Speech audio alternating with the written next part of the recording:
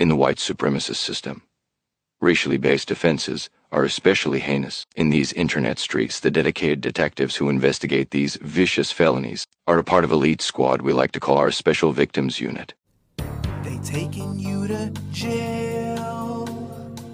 They taking you to prison, where you'll be locked up. They taking you to jail. They taking you to prison, 'cause you're a criminal. You said that you didn't do it, and they couldn't prove it, but they got you on camera, taking tags off at the scanner. Probably gonna need to call a lawyer, 'cause you're guilty, and that's why they are arresting you. That's why they charging you. Nobody wants to go to prison, but you got to. They taking you to jail. They taking you to prison. Dr. Clark warned us that you don't enter into partnerships with them because they have no intention to partner with anybody. Their job is to colonize and control. Look at what Donald Trump is doing with Venezuela and talking about doing to Greenland and other countries. Look at what they do on the cultural aspect when some of our people that have, a benign or magnanimous desire to befriend these people, we allow them in. And then you see them, they come in and they say, they trying to call shots in our culture. I don't care if it's hip hop or anything that we do. If we allow these people in, eventually the greater majority will try to do exactly what they've always done, which is colonize and control. They don't know how. Look, let's break it down even further. Any of you that's ever had a job and you've been in a supervisory position over them, they don't like to take orders from black people. It's not in their nature. They have been conditioned to be in a dominant or superior position, even if it's something that we are the originators of, and that includes our movements over the years of that we've been in this country. So the definition of insanity is doing something the same thing over and over and expecting a different result. And we have all the history to study to know that that's something we cannot continue to do. Okay? So I'm going to be honest with you now. An African and a Jamaican and a Haitian, they all the same, knowing damn well we not all the same. And y'all ever notice how disingenuous these people have always been? Have y'all noticed that? It was always a bunch of disingenuous. Let me tell y'all something that nobody's going to talk about, but of course we're going to talk about it. Family, they know we're not African. Everybody knows we're not African. Everybody who's ever told you that you're an African, they know that you're not an African just as much as you know that you're not an African. It's just not socially or politically beneficial to them for them to tell you otherwise. It's not socially or beneficial to them so they can come out here and tell you the truth. They need you to believe you're an African so you can take your FBA money over to Africa. They need you to believe that you're a Jamaican so you can take your FBA money over to Jamaica. Just like right here in America, they know damn well we're the indigenous people. Every single battle that the Black American grassroots fights is not a battle to enlighten people. It is a battle to enforce what is already factual. Boy, we in here cooking. Reaching and doing all the preaching. You feel me? And everybody talks about how the dominant society, they don't do this to the Italians. They don't do this to the Germans. You know why?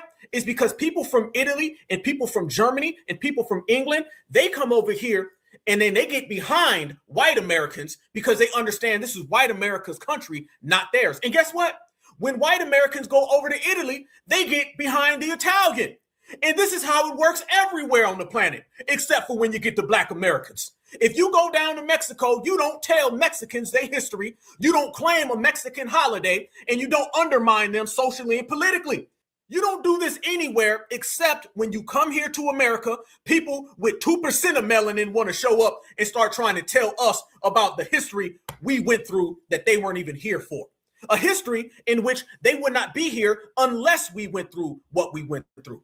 So do you see why regulating is shutting everybody down? And do you see why we sitting back and watching the dominant society start calling people tether and we laughing? That's exactly why. It's because somebody got to do the G checking. Somebody got to do the damn regulating. And I'm loving every second of both of them.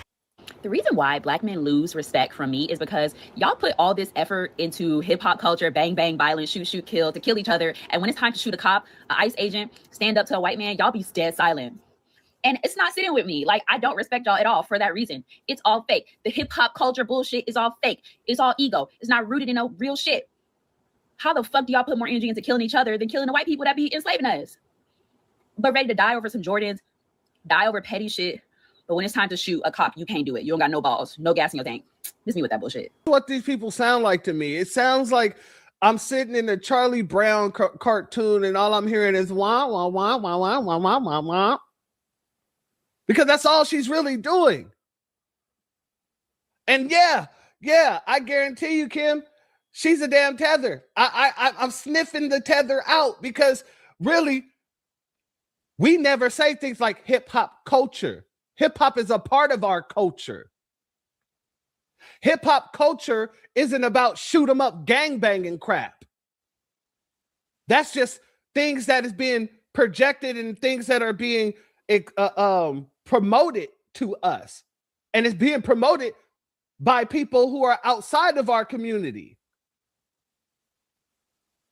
So when you talk about hip hop as a culture, as if, oh, we're supposed to all be running around here with our pants sagging, ready to shoot police and shoot ICE agents, you sound retarded. You sound ignorant.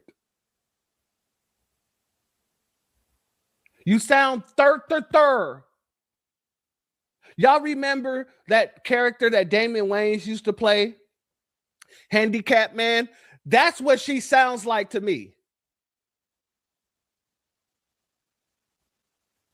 Still Kevin.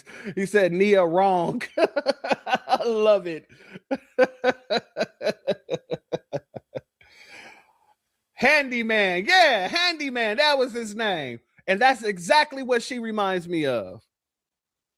Just wanted to dive in, kind of zone in on one aspect of this because I just keep seeing repetitive, well, it's the same thing. I keep seeing the same formula, the same people. I keep seeing like it just happens this one aspect of these protests and everything going on with ICE and, you know, everybody's allies. It's like this one commonality, you know, that keeps popping up. And they just keep getting in the way of these people doing their damn jobs. These people, this group of people, they just keep trying to force themselves in between those that gotta go and those that gotta enforce those that got to go. So they gotta push these people out. And those people are white T women. Okay, I got TikTok on over here, so you know we gotta be careful, white T. But white T women, y'all out here putting y'all damn lives on the line, on the line, ain't you? Y'all out here sacrificing it all for the greater good. Or for what y'all are trying to portray as the greater good, but we really know what it is. We know where y'all loyalty always lies. It's with your men. It's with that system you help build and still benefit from. But yeah, many of y'all are really putting on a nice show, I think, because ultimately that's what it is. These white T women really don't want no smoke. They really don't give a damn about no non-black lives because they're not fighting for black people. These out there, even though they're using our shit, talking about we shall overcome. We're gonna get into that in a second. But they're using our stuff, but they have this is not something that's supposed to be, you know, anti-racism or something pro allyship for black people or to dismantle this system of white T supremacy. This is not as honorable as a lot of these women are trying to make it out to be. Okay, just like the Renee Goods. That's why I got some white T's up there, white T women up there holding her pictures of her because they've been protesting for her now. Now they found a damn a liberal white T woman to protest for, okay? So yeah, now they out there protesting for her, and yeah, it's just very performative, you know, extremely performative, extremely disingenuous, and yeah, I just feel like we just need to go over it. Fucking day, an unarmed mother got killed. So yeah, white T women going crazy talking about y'all about y'all unaliving us. Y'all. I'm like, who the fuck is unaliving white T? Renee Good is she's an anomaly. That's not something that happens often. You know, that's like a rare occasion for a white T woman to get unalived by the police. I just seen white T women do all types of shit to the police. Okay, all types of shit. Talking about running, chasing with knives, threaten them, say all types of stuff to them, hit them, run from them. I mean, all types of things, and they ass ain't get unalive. Same thing with white team, man. All you gotta do is look it up. Shit, look at cops. Look at the show Cops. Look at a cop show. It don't even gotta be cop. Look at any cop show. Most of the people get away with shit are white tea people. Most of the people who can insult or assault an officer or put their hand get away with it is a white tea person. More than likely. Okay. So I'm like, with this fake ass narrative that they're out here really like y'all are about to, like, I'm like, what are we doing? Like, it's not that. Y'all are not going to bat. Y'all are not getting deported. Y'all ain't going to damn Venezuela to face no damn gangs or something. Like, y'all are on American soil with your same privilege, okay, in position that you have in this country. Except for you just fighting for the wrong damn team, which every time y'all was fighting for white tea supremacy, now y'all fighting for illegals. I mean, I just like y'all can't do right. I mean, you can't get right. What's my name? Y'all just can't get right. It's egregious. But what foundational Black Americans and freedmen are asking for, we are talking about reparations. See, this is what you see on the screen, ma'am. It says reparations. You know what I'm saying?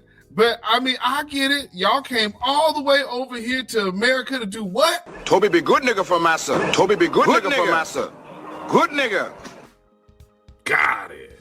I was telling my girlfriend, I said, white people need reparations.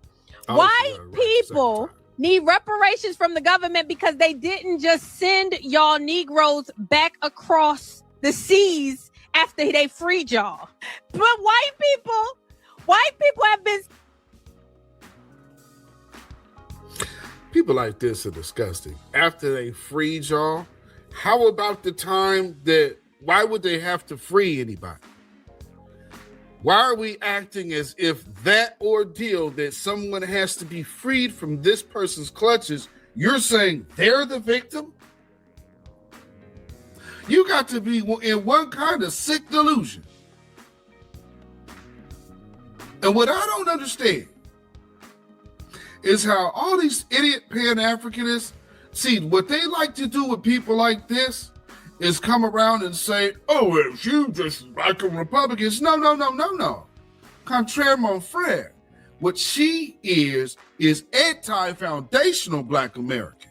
And so this comes in because she's a Republican. It can be called out. It can't be called out because she's a Democrat doing the exact same thing. Undermining our rep, because somebody tell me what's the difference in this woman right here and the Congressional Black Caucus? Can somebody explain to me the difference? They taking you to jail. They taking